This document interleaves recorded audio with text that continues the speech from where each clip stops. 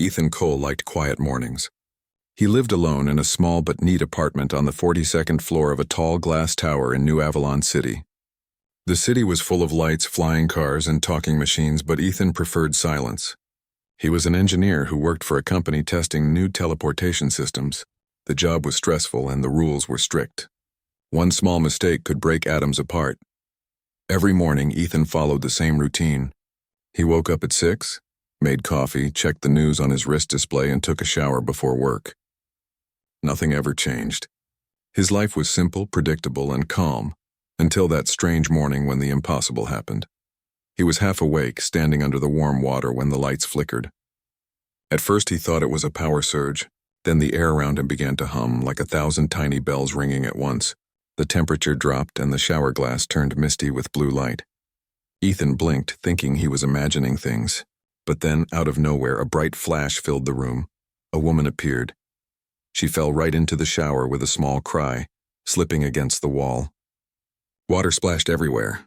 Ethan jumped back, heart pounding, not believing what he saw. She looked human, completely human, but her clothes were strange, made of thin silver fabric that shimmered even in the dim bathroom light. Her hair was wet and golden brown, her eyes wide with confusion and fear. She looked around quickly, gasping for air. Ethan froze, unable to speak. He had read about teleportation accidents in training, but no one had ever appeared out of thin air like this. Who are you?" he finally managed to say, stepping out of the shower to grab a towel. The woman blinked at him, still trying to catch her breath. Where am I?" "You're in my apartment," Ethan said, his voice a mix of shock and disbelief. "You just appeared out of nowhere in my shower." The woman's eyes darted around. "This isn't Sector 9 research base?" "Sector what?" Ethan asked. She looked down at the strange device strapped to her wrist. It was sparking and smoking. "Oh no, not again," she whispered softly. Ethan slowly approached, keeping his distance. "Are you hurt? Do you need help?" She shook her head, still staring at the device. "It malfunctioned. I was testing a new teleportation prototype. It must have jumped coordinates." Ethan blinked. "Teleportation? You mean you teleported here?" "Yes." She looked up, her expression serious now. "But this isn't my world," Ethan frowned. "Not your world? You're saying, what, you're from another planet?" "Not exactly," she said quietly. "Another dimension? A parallel Earth?" For a moment, Ethan just stared at her. The water was still running, steam filling the bathroom, but all he could hear was the pounding of his own heartbeat. He had studied teleportation theory for years, but interdimensional travel was pure fantasy, something that only existed in old science shows. Yet this woman, dripping wet and clearly real, stood right in front of him, claiming she came from another universe. "I think I need to sit down," he said finally. Ethan handed her a towel and led her to the small kitchen. She seemed calmer now, but still lost. After drying off, she looked around his apartment, clearly amazed by the different design of everything, from the talking refrigerator to the holographic clock. "My name is Lyra," she said softly. "Dr. Lyra Voss, I'm a quantum physicist." "Ethan Cole," he replied. "Engineer, I work on teleportation systems too, but not like yours apparently." Lyra smiled faintly, though her eyes looked tired. "Then maybe you can help me. My equipment is damaged. The teleportation anchor didn't hold." Ethan rubbed his forehead. "Wait, slow down. You're telling me your machine teleported you across universes and chose my bathroom as the landing point?" She nodded, a little embarrassed. "Yes, the system locks onto matching quantum coordinates. Your location must have matched my base's frequency. It's like tuning two radios to the same signal." Ethan stared at her. "That shouldn't even be possible." "I agree," Lyra said. "But here I am." As they spoke, Ethan's home AI, named Miri, began to flicker. The lights dimmed and the hollow screens glitched.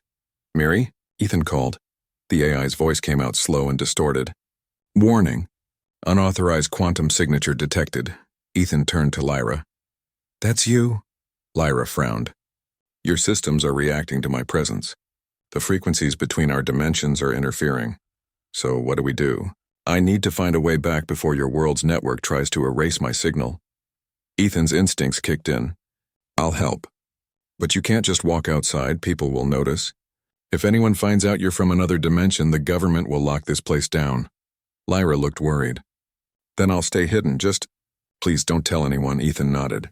You have my word. The rest of the morning passed in chaos. Ethan skipped work, claiming he was sick. Lyra used his computer to scan her damaged wrist device. The symbols and readings on it were far beyond his understanding. He brought her some clothes from the dryer, plain ones, to help her blend in, and she smiled gratefully. You're very kind, she said softly. I'm just trying to make sense of all this, Ethan admitted. You're the first interdimensional traveler I've ever met. Lyra gave a small laugh. And you're the first person to meet me without running away. They shared a quiet moment, then she returned to studying her device. Later that night, the city lights shimmered outside the window. Lyra sat at the small table, her fingers moving across a holographic screen she had built using parts from Ethan's 3D printer. This is incredible, she said. Your world has advanced technology, but it feels warmer. More human. Ethan looked up from his cup of coffee. What do you mean? In my world, everything is automated. Machines make every decision. People barely talk to each other anymore. It's efficient but empty. Ethan nodded slowly. We're heading that way too. Lyra smiled sadly. Then maybe my mistake wasn't so bad after all. For the first time, Ethan noticed how tired she looked. Not just physically, but emotionally. She was far from home, unsure if she could ever return. Hey, he said gently. We'll figure this out. I promise, her eyes softened. Thank you, Ethan. At midnight, the apartment filled with a faint humming sound again. Lyra jumped to her feet. What's wrong? Ethan asked. The anchor is still active somewhere, she said. It's trying to pull me back. Ethan's pulse quickened. Is that dangerous? It could be. If it reactivates without a stable path, it might tear a hole between dimensions. That sounds very bad, Ethan said, grabbing his tools. Tell me what you need. Lyra's hands trembled slightly. A power stabilizer. Something to hold the field in balance. Ethan nodded and ran to his workshop. He had spare parts from old teleportation tests, stabilizers, coils, and energy regulators. They worked together quickly, wires and sparks flying as they assembled a temporary field dampener. Finally, Lyra connected her wrist device to the machine. The humming stopped. Silence filled the room. It's done, she whispered. Ethan exhaled with relief. Good. Now maybe we can both get some sleep. But before he could relax, Lyra's wrist device beeped again. The screen flashed a strange message in an unknown language. She frowned. This is new. It says, Quantum link established. Link? To what? Ethan asked. Lyra hesitated. To you, Ethan blinked. Me? Yes, she said quietly. When I teleported, I must have connected my anchor to your quantum signature. It means I can't leave until the link is broken. Ethan stared at her in disbelief. You mean you're stuck here? Lyra nodded slowly. For now, he rubbed his temples. So a stranger from another universe appears in my shower. And now she can't leave. Lyra gave a shy, almost apologetic smile. It seems that way. Ethan sighed, half amused and half overwhelmed. Well, I guess we'll have to figure this out together. She smiled for real this time. I'd like that. Outside, the city lights shimmered through the window. Somewhere beyond that skyline, across dimensions and time, two worlds had touched for the first time, and neither would ever be the same again. The next morning, Ethan woke up to the smell of coffee. For a moment, he thought it was a dream, but when he walked into the kitchen, he saw Lyra sitting at the counter, still wearing his spare clothes, looking very real. Good morning, she said softly, smiling over the cup. I hope you don't mind. I asked your home AI for coffee. It seems to like me now. Ethan rubbed his eyes. You talked to Miri? The AI's calm voice filled the room. Good morning, Ethan. Guess Lyra has been added as a temporary user. Would you like to sync profiles? Ethan laughed quietly. You made friends fast, Lyra grinned. Your AI is more polite than the ones back home. Ours don't talk much, they just manage things. Ethan sat down opposite her. So about last night. You said we're linked. What exactly does that mean? Lyra looked down at her wrist device. It was dim now, with faint lines of blue light running through it. When I teleported, my anchor searched for a stable energy pattern to lock onto. Your energy matched. That's why I landed here, and why I can't go home until I separate our quantum signals. He frowned. And how do we do that? That's the problem, she said quietly. I don't know yet. Over the next few days, Ethan and Lyra worked together. turning his small apartment into a temporary lab. Cables ran across the floor, screens blinked with data, and the sound of humming circuits filled the air. Lyra taught Ethan how to read her dimensional readings. He in return explained the technology of his world: power grids, stabilizers, and quantum transmitters. It became clear that their sciences were similar but not identical. "You humans here are still using binary quantum locks?" Lyra asked one evening, studying his equipment. Ethan chuckled. "Yes, we're not as advanced as your world, I guess." Lyra smiled gently. "Maybe not in machines, but in spirit you're far ahead." He looked up at her. "What do you mean?" "In my world, people don't talk. They don't share ideas unless it's through data networks. Everything is efficient but cold. Here people laugh, they argue, they create things just for fun. It's strange to me, but beautiful." Ethan thought for a moment. "Maybe perfection makes life empty." She nodded slowly. "Maybe that's why the teleportation project failed. We tried to perfect what should have stayed human." One night, as they analyzed data from her damaged device, a sudden surge of energy ran through the room. The lights flickered and both of them jumped. "Mary?" Ethan called. The AI replied, warning, "External scan detected. Source government network." Lyra's eyes widened. "They found me?" Ethan turned to her. "Who found you?" "In your world, the authorities. They must have traced the energy field from my arrival." Ethan ran a hand through his hair. "They'll think you're some kind of illegal teleporter." "They won't understand," Lyra said worriedly. "If they scan my device, they might trigger a dimensional rift." Ethan quickly shut down his system's network connection. "Miri, go offline. Full privacy mode." "Understood," said the AI. The lights dimmed completely. Only Lyra's device glowed faintly in the dark. For a few tense minutes they waited. No sound came except the city hum outside. Then Lyra whispered, "Thank you." Ethan looked at her. "For what?" "For believing me. Most people would have turned me in by now."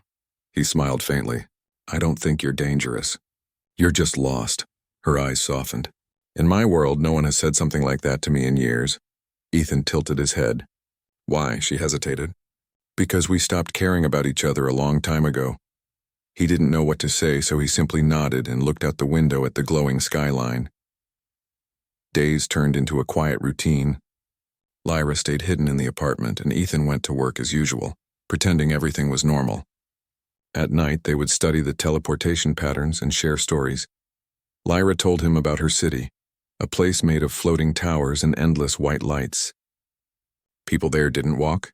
They glided on magnetic paths. They didn't speak directly. They used neural links. Children were trained to think logically before they learned to dream. Ethan told her about Earth's messy beauty, about crowded markets, music, and laughter in the streets. About how people still made mistakes but learned from them. Sometimes she laughed, sometimes she listened quietly, as if trying to memorize every detail. "You miss this, don't you?" he said once. "I don't know if I ever had it," she whispered. One evening, while Ethan repaired a stabilizer coil, Lyra sat by the window. "Looking at the sunset, Ethan," she said softly. "I think I found something." He looked up. "What is it?" She showed him her screen. "Your world and mine share the same quantum signature frequency. That's why the anchor connected to you. But the data shows something else. The link isn't random. It's synchronized by pattern." "Meaning?" Ethan asked. "Meaning you and I were both working on teleportation at the same moment across dimensions. Our devices connected like matching puzzle pieces." Ethan stared at her. "So it wasn't an accident?" She shook her head slowly. "No, somehow we created the bridge together." He let that sink in. Two people from different worlds unknowingly built a connection that science said was impossible. Ethan smiled faintly. "Guess teamwork goes beyond universes." Lyra laughed softly. "It seems so." That night, as they reviewed more data, Lyra suddenly looked serious. "Ethan, I need to tell you something else." He looked at her with concern. "What is it?" She took a deep breath. "My world is in trouble. The energy grid that powers our planet is failing. We were trying to open portals to other realities to find a stable power source. I volunteered to test it." Ethan's eyes widened.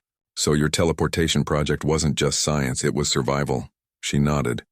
"If I don't return with the right data, my people may lose their world." He sat back thinking.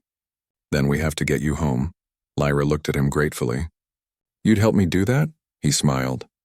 "You showed up in my shower, remember?" I guess that makes this my problem too, she laughed, a soft, genuine sound that filled the small room. The next morning, Ethan contacted an old friend, Professor Nadia Tan, who worked at the Teleportation Research Center. He didn't mention Lyra but asked about dimensional resonance. Nadia promised to send him some old research files. When the files arrived, Lyra and Ethan studied them for hours. These equations, Lyra said, tapping her screen, are close to what my world uses. If we merge them, we might recreate a small window between worlds. But we'd need a lot of power, Ethan said. More than I can get without raising suspicion. Lyra bit her lip.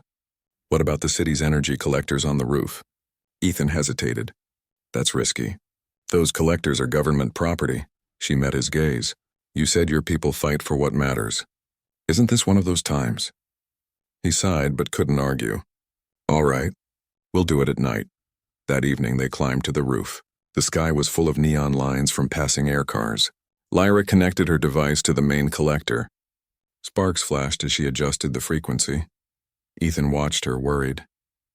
You're sure this will work? Not sure, she said, smiling slightly. But hope is a kind of certainty too, he chuckled. That's one way to look at it. When she powered up the device, a blue field appeared in the air, glowing softly like a sheet of glass. Through it, Ethan saw faint outlines, another skyline, another world. Lyra stared in wonder. That's my city. Ethan felt a strange pull in his chest. The device on her wrist began to glow brightly. But then the field started to flicker. It's unstable, Ethan shouted. Lyra's hands flew across the controls. The energy is too strong. It's reflecting back. Ethan quickly pulled a wire from the collector. The light dimmed and the portal faded. Both of them collapsed to the ground, breathing hard. After a moment, Lyra looked at him and smiled weakly. We almost did it.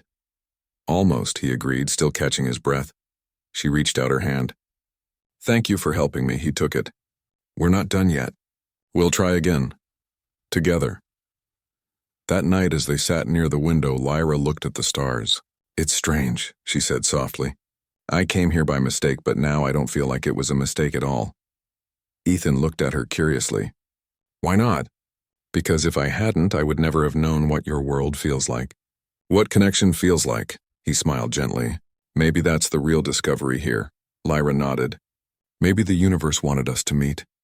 Outside, the stars shimmered like scattered lights on the edge of two worlds, one trying to survive, the other learning what it truly meant to be human. And somewhere deep in the humming circuits of Lyra's device, a quiet signal pulsed between the dimensions, waiting for the right moment to open once more. The next morning, the city stretched out below Ethan's apartment like a network of lights. Flying cars zipped between the towers, and the hum of the city was almost peaceful. But inside the apartment, tension crackled in the air. Lyra and Ethan had stayed up late the night before, analyzing her device and the energy patterns from the portal they had almost opened. Lyra looked tired, her golden hair messy from a restless night. She held her wrist device carefully as if it were a fragile treasure. Ethan, she said quietly, I think I've figured out a way to return home. Safely. Ethan's eyes widened. Finally. He tried to hide the relief in his voice. What do we need to do? Lyra hesitated. It's complicated. We can't just activate the portal. The device reacts to the quantum link between us. If we just send me back, the link might collapse violently, causing problems for both worlds, Ethan frowned. Problems? She took a deep breath. A rift could form, tearing energy between dimensions. It could destabilize your city, or worse, my world. We have to be precise. Ethan nodded slowly. Okay, then we plan carefully. They spent the morning going over every calculation. Ethan used his engineering skills to adjust power levels and stabilize the energy flow. Lyra calibrated her device to synchronize with his quantum signature, ensuring the portal wouldn't overheat or create a rift.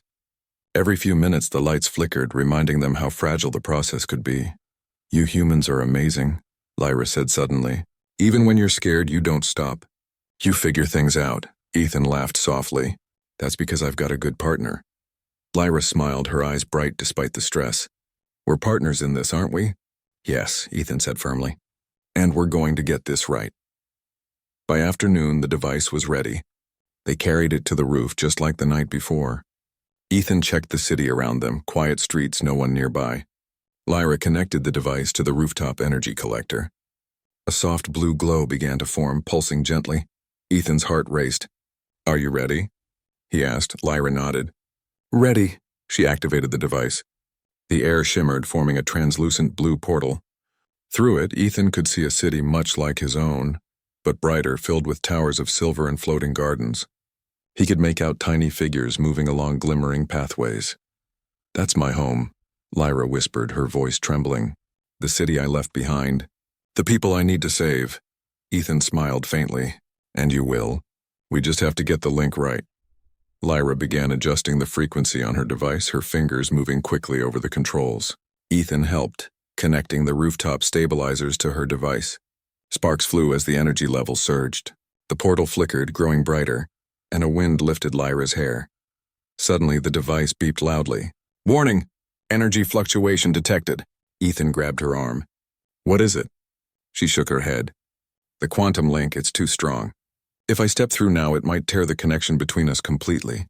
He swallowed hard. "Then what do we do?" Lyra hesitated. "We have to separate the link carefully, using a quantum copy." Ethan frowned. "A copy?" "Yes," she said. "My consciousness can be split temporarily. One version returns to my world, carrying the data needed to stabilize the energy grid. The other remains here, safely contained in this dimension. Neither of our worlds will be harmed." Ethan's mind raced. "That sounds complicated." Lyra smiled faintly. "It is, but I trust us." They worked together, carefully activating the device in stages. Ethan monitored power levels while Lyra prepared the quantum splitting procedure. As the portal shimmered, Ethan noticed a strange warmth in the air, as if the universe itself was aware of what they were doing. Finally, Lyra looked at him. "It's time," Ethan nodded. "Be careful." She stepped toward the portal. The blue light reflected on her face, making her look almost ethereal. She activated the final sequence, and for a moment, everything froze. Then, with a gentle pulse, the portal stabilized. A soft hum filled the air. Lyra's reflection flickered in the light, splitting into two images, one in the portal, one remaining beside Ethan. "It's working," she whispered. Ethan watched as the copy of Lyra passed through the portal, disappearing into her world. Through the shimmering blue, he could see her city stabilize, the floating gardens glowing brighter, lights flickering back to life. When the portal closed, the Lyra who remained beside him looked exhausted but smiling. She had no teleportation ability left in this world, but she seemed calm. Ethan stepped closer. "Are you okay?" Lyra nodded. "Yes, the quantum copy has returned safely. My world is saved, and we're okay too." Ethan smiled, feeling a weight lift off his shoulders. "Looks like we did it," she laughed softly. Together. They stood in silence for a moment, looking out over the city.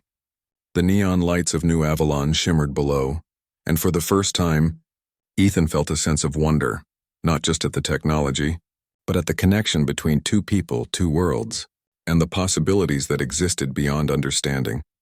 In the days that followed, life slowly returned to normal. Lyra stayed in Ethan's apartment, learning about his world and its people. Though she could not leave, she found joy in simple experiences, walking in the park, tasting coffee, and laughing at small mistakes. Ethan admired her resilience.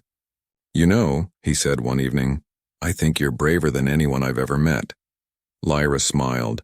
"And you're stronger than I realized. You didn't just help me survive. You helped me understand what it means to truly connect with someone." They spent hours talking, sharing stories from their worlds, learning from each other. Lyra's knowledge of advanced technology inspired Ethan to think differently about his work, while Ethan's warmth reminded her that some things were more important than perfection: humanity, laughter, and trust. One quiet night, Lyra sat by the window looking at the stars. Ethan joined her, holding 2 cups of tea. "Do you ever miss your world?" he asked. She nodded slowly. "Sometimes. But I know I did the right thing. My people are safe, and I found something here I never had before. Friendship, connection, maybe even home," Ethan smiled. "Home isn't just where you're from. Sometimes it's where you belong." Lyra looked at him, her eyes soft and grateful. "Then maybe this is my home too." Ethan nodded, feeling a quiet warmth spread through him. In the universe's vastness, improbable events had brought them together. A strange accident, a teleport gone wrong, had changed everything. Two people, two worlds connected by chance, had saved a civilization and discovered something far more important: trust, courage, and companionship. As they watched the city lights flicker below, the quiet hum of distant energy reminded them of the portal, the world's and the universe's infinite possibilities. For Ethan and Lyra, life would never be the same. But it was better for it. Sometimes extraordinary things happen in ordinary places. Sometimes a stranger appearing in your shower can change the course of two worlds. And sometimes humanity's greatest strength isn't technology, but the ability to care, to trust, and to connect across dimensions, across worlds, and across hearts. And for Ethan and Lyra, the story was only beginning.